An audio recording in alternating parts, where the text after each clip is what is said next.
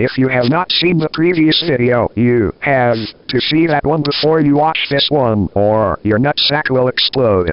You can find it as the very first thing in this video's description. Now onto the video. Oh boy, what a lovely day. Oh, how happy I am that my Legacy Console Edition video went so well. Let's browse some YouTube after a long week of grueling work. Let's start with the limited world size. The game actually contains the full world generator from the Java beta days, meaning it is perfectly capable of generating infinite worlds. What the fuck?! So like, this guy here, a couple days after my video, did exactly what I did, but on Pocket Edition, and he also straight up removed the world generation boundary, making it generate terrain out there instead of it just being a fuck ton of invisible bedrock.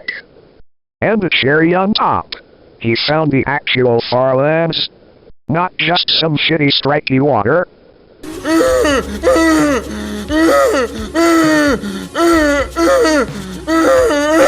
So, like, you are telling me that it's not a massive world generation overhaul to get the terrain to not be stopped by the boundary, and I can do it in a matter of days, in theory? In Game theory. Okay, so I just have to find where the damn world gen gets clamped. It's not in here. It's not here either. Or here. There isn't even anything in this one. Think.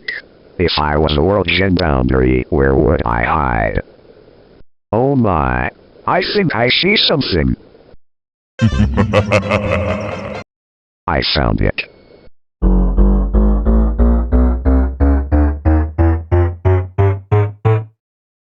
Oh, and I also made it so I can place and break blocks outside the boundary while I was at it.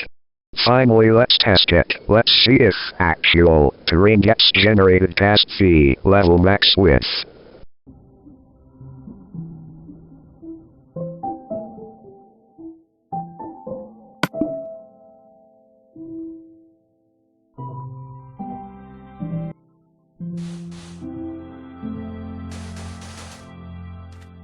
Wow! How about that? It works. The goddamn terrain actually generates out here now. Although there are a few little quirks, like the lighting, propagation, or whatever it's called, not working.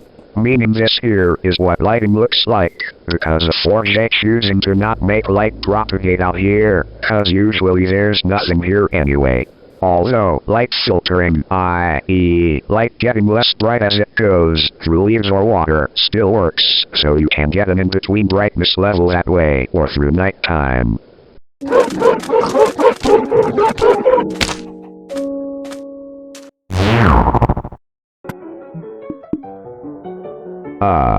Not this again. Oh, thank God.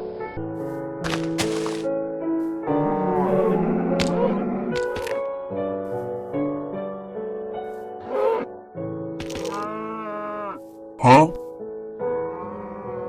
This caught me off guard, because I did not observe ghost entities or ghost items in my previous video without the terrain, so I thought to myself maybe it's because of something I changed with a terrain patch, maybe I accidentally fucked it.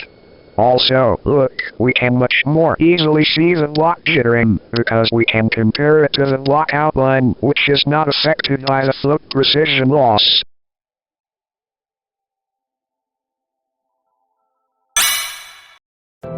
Look, no ghost items at spawn.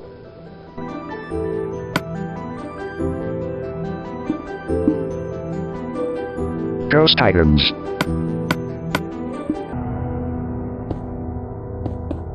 $30,000 out. Terrain is still fine. So, this is weird, but I realized that what is fucking the entities and items far out was actually me teleporting, not the fact that I am that far out, which is extremely weird, because in my last video I could drop items just fine at any distance. The way I found out it was the teleporting that caused it is because when I teleported like 5k blocks out and then flew back to spawn, ghost entities and items still happened, so once it is fucked, it cannot be unfucked.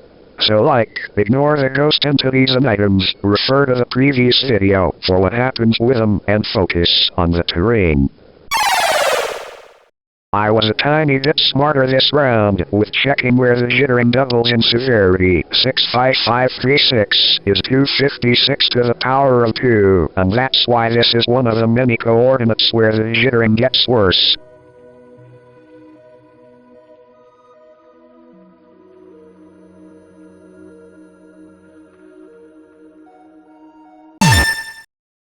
Another jitter severity increase.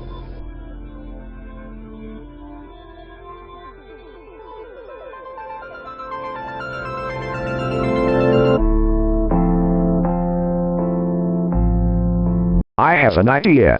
I'll play a sound effect every time we see the world move relative to us, and you will hear the difference instead of just seeing it. Surely you can hear the difference in the time it takes for another hit marker sound to play.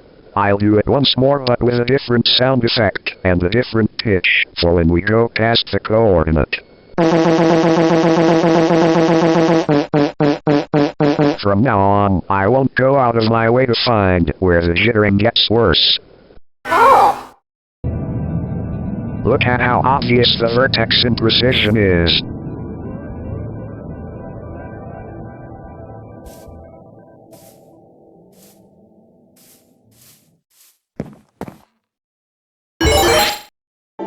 At 1 million, the terrain is still fine. Also, forgot to mention this happens with snow layers.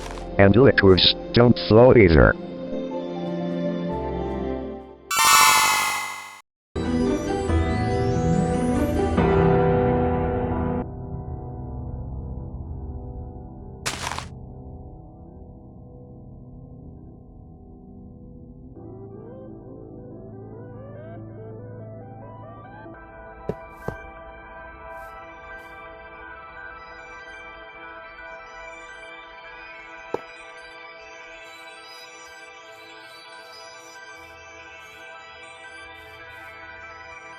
Yo, look at something cool I found on the Minecraft wiki. Not the fandom one, by the way, because that one is for cocksuckers. This is a test that Notch did with non-cube blocks. Looks very similar, don't you think? Also, I feel like I have to address the elephant in the room. Something that's really fucking weird, and it's actually starting to piss me off, because it's actively fucking over my investigation. Something is seriously off here, like, why the actual fuck are there so many mushroom islands surrounded by a shit ton of water? I swear I didn't touch the seed or any biome shit. It's a random seed every time, and it's not like I'm filming on one world. Each set of coordinates is a different world, if you didn't already know that.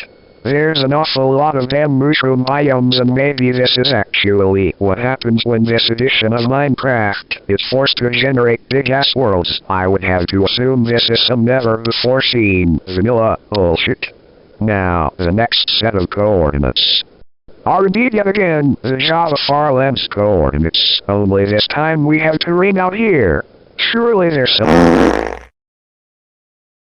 Fuck this game. Oh my mama, you dirty as fuck, you dead ass.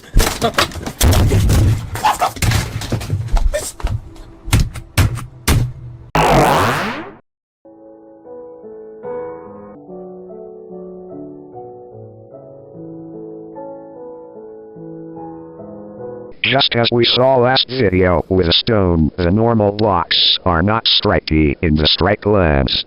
Only the transparent render layer is affected. Except, for some reason glass and ice are not affected even though they are clearly fucking transparent. Mayo, even the glass panes are affected. Beats me. Jesus Christ, look at how fucked up the blocks look. Of course they still have collision. In fact, thanks to the previous vid, we know that even at the fucking 32-bit limit, collision and the ability to swim will not go away. Suck on that Bedrock Edition. This is the water go I coordinate. Again, only the water etc. is affected. 200 million, I feel nauseous.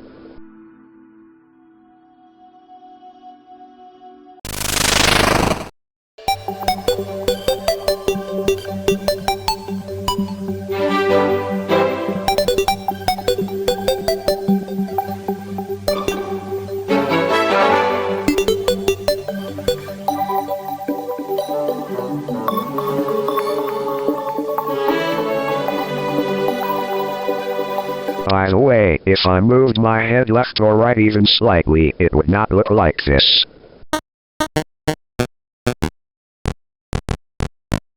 At 1 billion, I realized that chests and the mob models inside mob spawners are not affected by floating point precision loss. They are rendered differently.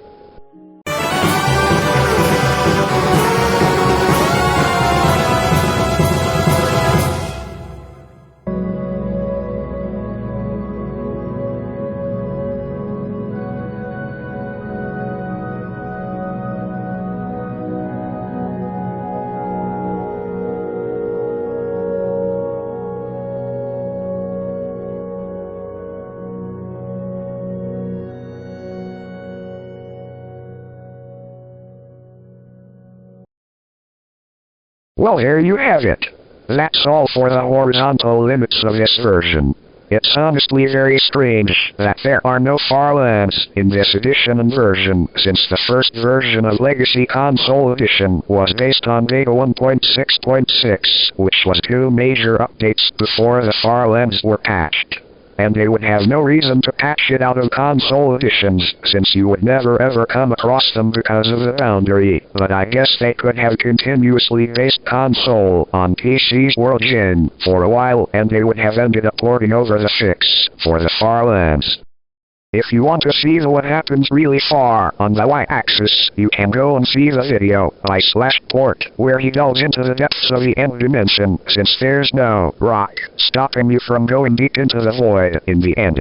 Also, I wanted to mention something that was nagging at my subconscious mind ever since I first got stopped by the 32-bit limit. The fact that this game, and especially the Windows edition, is fucking 64-bit, not 32-bit. So, like, what the fuck? Even /port in his video went past the 32-bit limit and even past the 64-bit limit. Then I rewatched his video and he mentioned that he tried the same thing on a much older version of Xbox 360 edition and, well, he also crashed at the 32-bit limit like I did. So for some reason with a certain update sometime between that version and the combat update, they changed something that had the unintentional side effect of allowing you to go past the 32-bit integer limit, which is a ridiculously large change, almost too large to be unintentional if you ask me. So, like, subscribe to Dull Tracks, and also ADDENDUM and /port.